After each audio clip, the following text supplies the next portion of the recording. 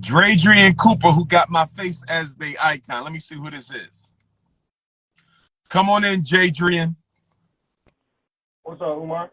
Peace and love, King. What's going on? I was wondering if I could shit on your chest. I'm sorry? Can I shit on your chest? I guess you are one of the members of the Zesty Festy? Nah, no, I'm not. You're a rainbow ganger, right? Yeah. I love taking Okay, pics. I'm going to ask you to do me a favor. Can you please remove my photo as your Instagram icon? I itch that every single night, bro. I can't. Can you please remove my photo as your Instagram icon, sir? All right, I'll remove it, but you kind of look like, what's his name? Ben Owens or something. Okay, maybe, sir. And I'm going to pray for your deliverance from the demon of zestiness, all right? Because I don't want you to be zesty, brother. We need you out here with our sisters. I'll try and change my ways, brother. Okay, just pray, brother. We're not going to criticize you, but you just need prayer. Call on your ancestors to take away the zesty demon, and before you know it, you'll be back with the Black Queens forever. Trust me. All right. All right, my brother. And don't forget to take No my ways, phone. brother. Black Power. Black Power. See, we're not going to disrespect the zesty brothers. We're just going to motivate them to come back into the testosterone camp. We're not going to disrespect the zesty brothers. See, I didn't disrespect my brother. I didn't disrespect my younger brother. I'm just motivating him to come back to the queens. I'm just motivating him to come back to the queens. Low-key Lisa, is that down low? I don't know what's going on here today.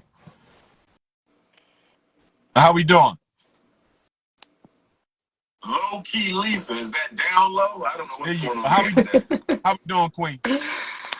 I be joking. I'm a comedian. I do stand up. I be saying I'm a escaped slave from South Carolina. So that really liberated me. But I do need to let you know I don't want to catfish you or nothing like that. I am a part of the alphabet community. So I want to put that out there and lead with that. Lead with truth and light. But I be making jokes in my stand up. I'm trying to lead the. We're gonna get back with love. Watch. I promise you, we're gonna get back with love. I promise you. But let's get to the alphabet. I want to thank you for that. Let's get to the alphabet. True, I'm gonna hit you with 3 true or falses. And I know you can't speak for all the lesbian sisters, but I just want you to give your point of view. A lot of our lesbian sisters came to the lifestyle through abuse and abandonment at the hands of males. Father, sexual abuse, past spousal abuse with other men they dated. In your experience, how do most of our sisters come to the lifestyle? Ooh, give me 2 of the biggest. Give me 2 of the biggest reasons they come into the lesbian community from your own experience. What brings our sisters there? The ones who choose it, not the ones who say I was born like this. I mean the ones who actually know that this was a conscious choice that I made. What brings them to it? What are some of the triggers you've seen that bring the sisters into it? Men. Yes, that has been my experience. And so what advice would you have for men as it relates to our treatment of Black women that you think could probably slow down the exodus from the heterosexual community to the Rainbow Nation? Well, Doctor, I'm working on some new stand-up material about this exact topic. I think it's really going to shake the block. A lot of people are going to be upset, but it is what it is. I feel that men hate women. I feel men resent women. I feel women.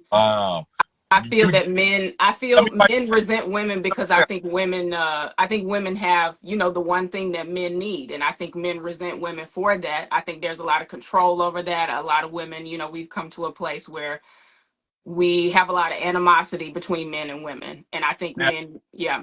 I want you to clarify because you said something that was pretty powerful. I want you to go and I want to make sure I'm following you. You said there's men who hate women, which I agree. But what was your reason though? You said because it's something women have. What did you say?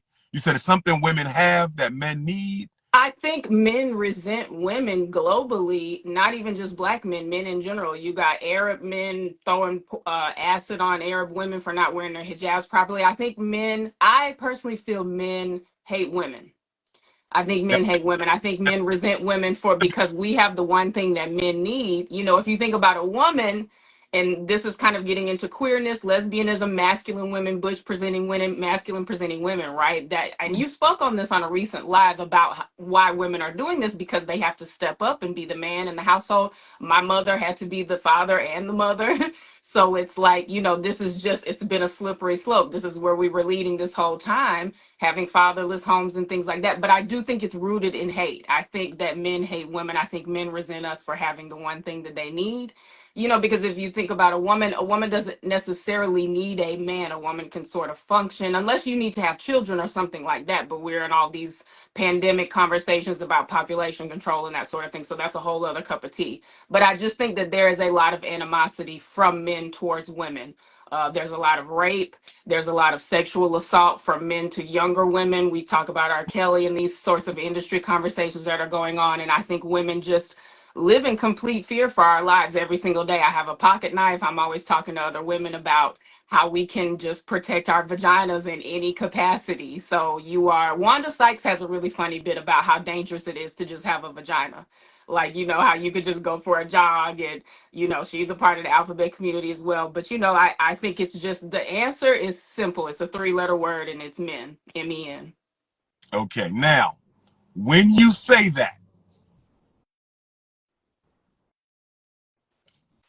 I need you to clarify, because you have some sisters, be they heterosexual or lesbian, who will scapegoat men totally for the trauma they've had in their lives. Here's my question to you. Do you think women can go so far in their criticism or accountability towards black men that you almost breed a hatred from black women towards black men who have not even been traumatized? In other words, how much is awareness? How much of it is holding black men accountable? And where is the fine line between I'm holding my brothers accountable to I'm completely condemning the existence of the black male species? Help me out. Where do we draw the line between accountability, responsibility for what black men have done, versus black women who are on an all-out assault, who want to destroy the image of black masculinity in our community? Where can we draw the line? Okay, this is a very deep question. I mean, I kind of need you to break it down for me in parts a little bit. It feels like a huge, that's a big question. Let me put it another way. Do you hate men? No, I love men. Okay. Do you know women who hate men? Maybe. Okay. I want you to think about the women you think might hate men. How do you differ as a woman who doesn't hate men, but who is lesbian? How do you differ from a sister who is lesbian and hates men? What is qualitatively different in terms of personality and outlook between you and a sister who actually hates men? Well, I mean, that's a tricky question. I'm very different from a Men lot are of the people. problem. When you first said men are the problem, No, I didn't say men my are the initial problem. That's not reaction what I was, said. is That's she's not what one I of said. the black masculinity advocates. Right. That was my first reaction. But when you said you love men, I said, okay, she can't be a black anti-masculinity advocate because she says she loves men. So how do you differ from sisters who do hate men? In other words, I'm different because I don't do this, or I'm different because I do this. What would set you apart from them in terms of your outlook towards black men? In other words, how do we know you don't hate black men? I lead with love. I think we have to figure out how to get back to love. And if the man is supposed to be the leader, the man has to lead with love. And I think men don't lead with love. They lead with rape. They lead with assault. Usually they lead with Yo, why violence. you say rape? Men are That's very kind of heavy when you say black men lead with rape, because that makes it look like. I didn't say black men. I said men. Okay, but let's stick to the race, though. Let's keep it to us. Let's stick to the race. How would you say black men are leading? How would I say black men are leading? Are leading in our relationships with women? How you say like men will lead with rape? How do you feel black men are leading? We're leading. We're engaging women on what level? With what energy? How are we presenting? When you come across a group of black men, what are your expectations of what we're going to do when we meet you? Try to figure out how to fuck. So the number one thing on a black man's mind is coochie. Yes. But we got to get the consciousness over the coochie. This is We what you got to get the teach. consciousness over the coochie. We must get Right. the consciousness over the coochie. Now, let me ask you this. How do we get the consciousness over the coochie when so many black women are leading with sex too? Mm-hmm. Yeah. Like, black women are the most sexually objectified group, and they also objectify themselves the most. No other woman in America Yes. sexually objectifies herself I as much agree. as the black woman. So my question to you, Queen, and I'm loving this conversation, I appreciate you for being here. My question for you is, the black men, we need to get phallus control. You're absolutely correct. We need to get phallus control. We do. Our sexual irresponsibility is destroying the community, hands down. But what about the sisters' sexual objectification of themselves?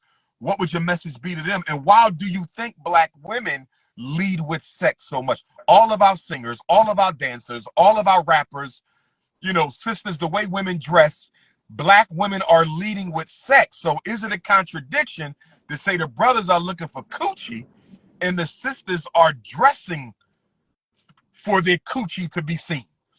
So it's like, how do you split that apple pie of responsibility up? No pun intended on the apple pie. How do Yeah. you split it up? Okay. It's a deep question, Doctor. I got a reference as a comedian. I'm studying my legends, Paul Mooney, all the greats, Cat Williams. Cat Williams has a really funny bit where he talks about basically colonizers going to Africa for the first time and seeing black women. And he says, "That's their women? What's that on their backs? That's their asses? Let's go! Let's go!" We all under mind control, Doc. We under mind control. The black women were taken. As you know, tale as old as time. This was the downfall of the entire situation, right? We were taken, we were raped. Now you have people with my complexion. I'm not supposed to be this color, right? My sister Angela Davis not supposed to be this color. This is why we look this way from all the slave rape that was going on the plantations, because the black women, just simply from existing, apparently tipped the colonizer so much, and it led to the downfall and the spell and mind control that we're now under. So the men have to lead with love and the women will follow. But we are under so much mind control and we are under so much like evil propaganda. We just have strayed so far from God's light. But if black men are able to find a way to stand up, and like you said, I forgot how you worded it, phallus control. Yes. If we are able to get to a truth, and I wanted to talk to you about Kanye, and some of the other people too, because I feel you have a lot of animosity in that direction, and I understand what he's trying to do. He's also trying to lead with love and get us to truth. He gets lost along the way. He's a He Gemini. does. I'm Gemini rising. And he We fall. no bunnies alone. But go ahead. But we got to lead with love. These bots and these AI, you just had a bot call you. This AI is really out here. We have to fight. We have to fight with love. You know what I'm saying? We got to, because they're training the bots to fight, and they come in with the hate. They just want to get you to engage. We have to start leading with love. As soon as the black men step up and lead with love and not lust, the black women will follow, I feel. But I also am not versed to speak on this because I don't date men. I mean, the only relationship I've been in is with Have a you ever, man. and what age did you stop? Listen, Umar, you gonna end this live on me, Doc. The only man I've ever dated was a white man, but that was when I was asleep. I was in my get out era. God woke me up. I got out. I'm halfway there. I got one leg in the elemental P What brought community. you into lesbianism then? I feel it was always there. I've always been very masculine, very tomboy, but I don't identify with that label lesbian if we're getting into terminology and stuff. I'm queer. Oh, I'm still open you're to men. I just, termination. that it's just very fearful dealing with men. You can get STDs, you can get raped, you can get pregnant and unwanted pregnancy. There's a lot rolling the dice when you're dealing with, cishet men. Okay, I'm gonna put my psychology hat on real quick. Yes, thank you. When I hear your reasons, I also hear trauma. Of course, but that's So black people's middle name is you've trauma. been through at least one traumatic relationship with a black man. I've never dated a black man. No, it may have not been romance. It could have been biological father. But Yeah, you my mother says this. My father passed away when I was 12. My mom says that I have trauma about attached to that. And so who was your father figure from 12 into adulthood? Did you have one?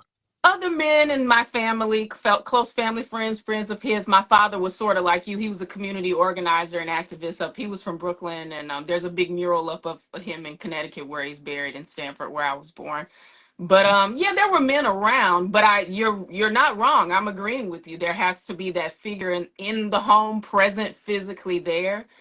Because I must have at some point, started to gravitate toward masculinity, playing more with the boys, roughhousing and stuff like that. And, that just sort of adapted within my personality. But it was also what I was observing as well, right? Having been in a single parent home, my mother fixing everything, providing, So it's you're not wrong. I mean, I love the psychological aspect of it. I love when you say psychologically black. I'm speaking in Dr. Umar. I want to get a Dr. Umar dictionary going for the young generation. Got you. Got you.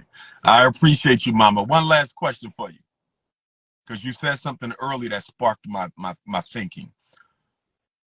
I noticed that many of the lesbian sisters are hyper masculine. Some of them. You don't pose this way, but You're referring to what we would call like studs or AGs or butch, yeah. White women call butch, yeah. right. Here's my question. What leads a woman to the hyper masculine partner, aka stud, versus a strong heterosexual male? Why date a woman who is artificially posing as a strong black man versus having the organic, real strong black man? Why would a woman go to the female who's living her life as an artificial male versus with a real black man? Help me understand the psychology of that. She goes past the brother to the woman who's living her life for the most part as a man. Uh-huh.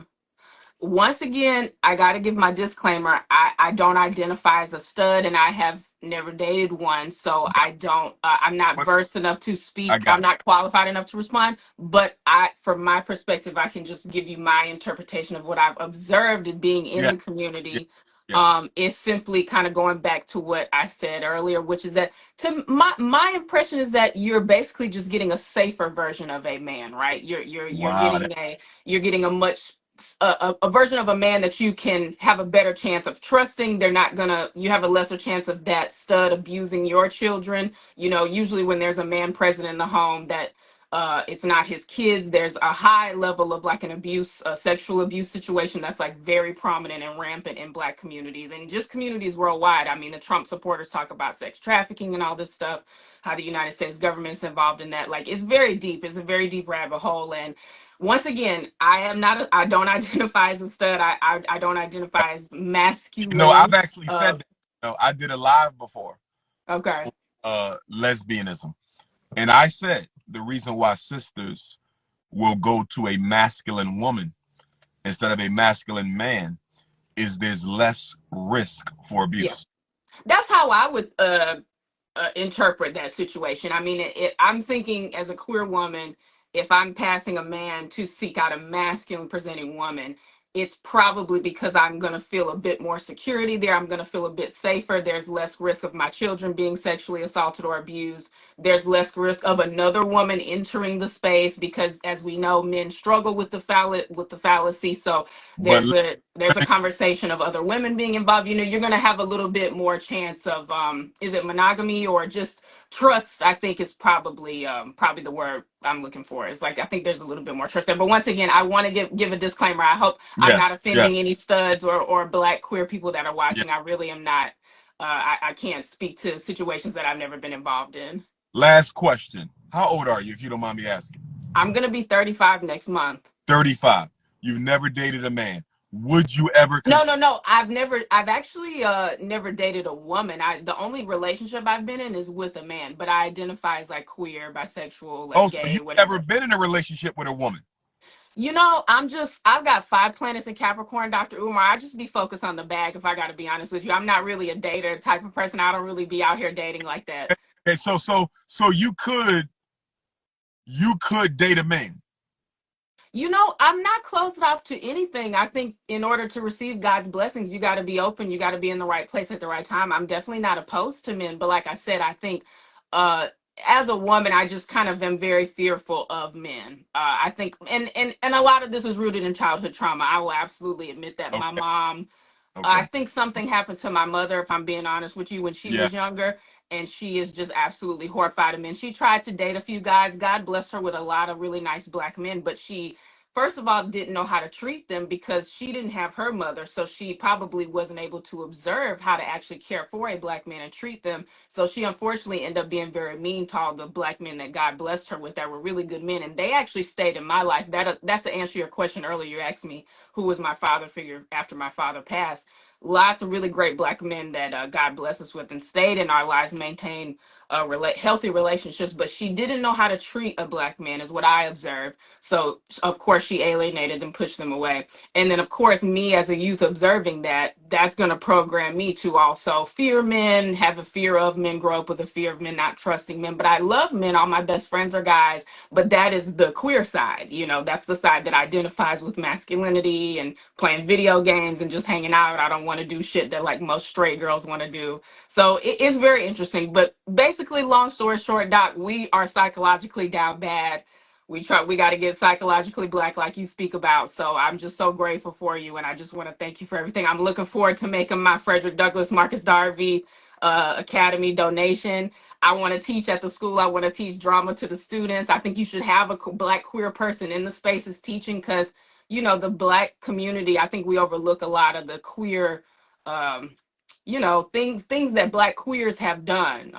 You know, there's a lot of that people don't talk about or that get swept under the rug. And you know, whether you think of it as an illness or a disease or what, we still have to acknowledge the positivity that black queer people have done for the community. Do you think it is in the best interest of our community to promote queer life as healthy for our children? Do you think that is in the best interest of the future of African people? Well, I don't want to answer your question with a question, but I do kind of want to ask you, like, do you think it would be better for a child, let's say how I grew up in a single parent home, or do you think it would be better for a child to grow up in a queer home with two parents? What do you think is best? Well, remember, if the child is growing up in a queer home with two parents, that means that the original family that gave birth to that child somehow was disadvantaged. In other words, if you and I make a child and that child ends up in a queer family, that means there was a breakdown in our family. Right. Because why would a child end up with anyone other than its own biological parents? Because I, of all the things I've been speaking about, rape, sexual right, right. assault, you've got, So you know. what I'm asking you is, would it be better to focus on healing the traditional black family? Should that be the focus as opposed to looking to the queer family as a band-aid to raise our children? I think we can have both. Life is about balance. I think if you spend time trying to heal the family, the child may get corrupted in the time that you need to try to heal, when the child could have had a queer, loving household in that amount of time. So you But can try wouldn't to. you admit that in the queer family, those two individuals, those two women, those two men who are together in the queer family, wouldn't they also be the product of dysfunctional homes based on the fact that they are queer themselves? Possibly. I mean, So yeah, you're not wrong. queer people came from two dysfunctional homes that produced their sexual confusion. If we bring a child into a family ran by two sexually confused persons, how could that be healthy for that adopted child? I don't know. That's a good question. I don't know You the see where answer. I'm from?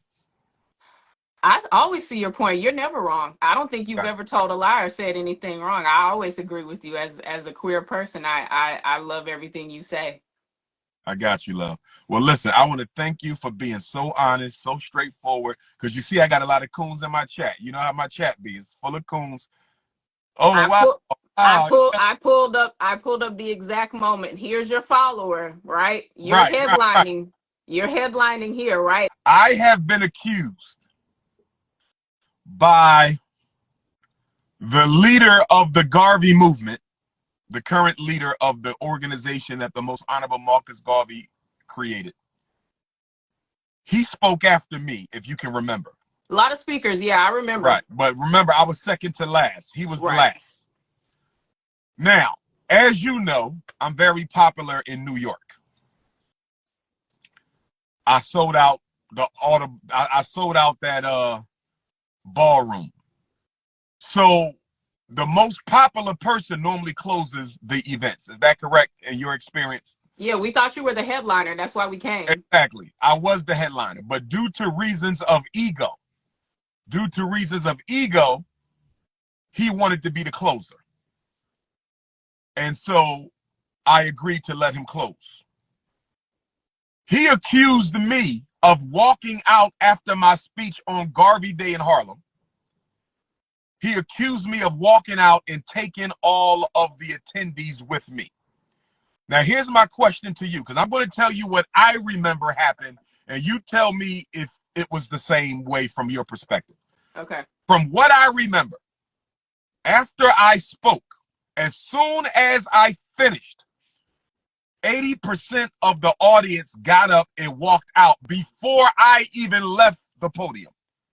So I did not lead the people out and left him with very few people to talk to. The people bought their ticket to hear Dr. Umar, and after they heard Dr. Umar at the Garvey celebration, they left. But I'm being accused of leading them out before the program was over. Can you please tell me what you remember happening at the end of my speech? I'm trying to pull up my little archive here. I took so many images that night in video. But yeah, it definitely, we came to see you. You're somebody that's on my bucket list with like Angela Davis and, Cornel West. I just wanted to see you. So we came for you. We didn't have a lot of money for the tickets. We spoke to Sister Ya. She was very helpful, helping us get there and everything. So my buddy and I went. We honestly could not afford to get up to Harlem from Bed-Stuy. I'm disabled. I got a bad injury, but we made it up there. So we literally came for you. It did seem a little awkward when someone spoke after you. That's absolutely accurate and true, because once again, you were the headliner. We spoke to people at our table about the people that were sitting at our table. They mentioned how they had been coming, doing it the last 2 or 3 years or so, but a lot of young people were there because Dr. Umar was on the bill. Was on the so Right. that's And why we went. I finished. Did you notice a lot of people left, and did I play any role in them leaving? Did I tell people to leave? Did I lead them out? Or did they leave immediately when I was done? I feel a lot of people stayed. I stayed pretty much to the end of the event. I mean, I don't remember a mass of people walking out, but I remember you leaving, and I remember wanting to know where you went so that I could try to go get a picture. And I remember thinking that you did leave, and somebody that was at my table told me, oh, he's in the back room with the books. He's got his books back there. He's Right. signing I books. went right into the next adjacent room to sign the So books. yeah, it looked like you left, but you actually weren't even gone. It was very low key. Like I said, I thought you were gone. Somebody had to come and tell me, no, he's in the back with his books and stuff. So yeah, I mean, this is news to me. I actually exchanged contact information with people that I met there that night. We keep in touch. It was a really special moment for me. Honestly, it was very emotional. I was very moved. And thank you for answering about that Garvey Day celebration, because as I said, the leader of the organization that was once ran by the Honorable Marcus Garvey, he accused me of sabotaging his speech. He accused me of walking out and taking most of the crowd with me, which I did not do. They left of their own volition, but he blamed me for that. And this isn't the first time I got blamed for taking the crowd with me. I remember at one of the Panafest celebrations at the Cape Coast Castle Slave Dungeon in Ghana one year, they had me speak early in the program, and when I was done talking, and I exited left, all the youth followed me out, and I was accused by some of the elders who were from America but were there in Ghana at the Cape Coast Slave Dungeon for the Panafest celebration. They spread a rumor to one of the traditional rulers, the chief, and he approached me and he said, I heard that you sabotaged the event. I said, listen, why would you have Dr. UMAR speak early in a program? It doesn't make sense. If you want the people to stay and pay attention, you should have me later in the program. I don't have to be the last person, but I shouldn't be early because most of the crowd is coming to see me.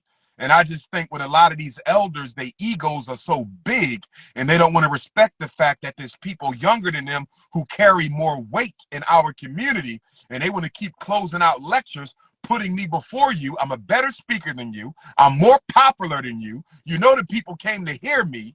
You know, it's just a shame that we have these petty ego type of situations because people are not respecting the type of status and stature that people have, and is leading to conflicts. And then they want to blame you for not having an audience when they had no business coming on stage after you in the first place. I want to say, you guys, we made such an effort to get up there.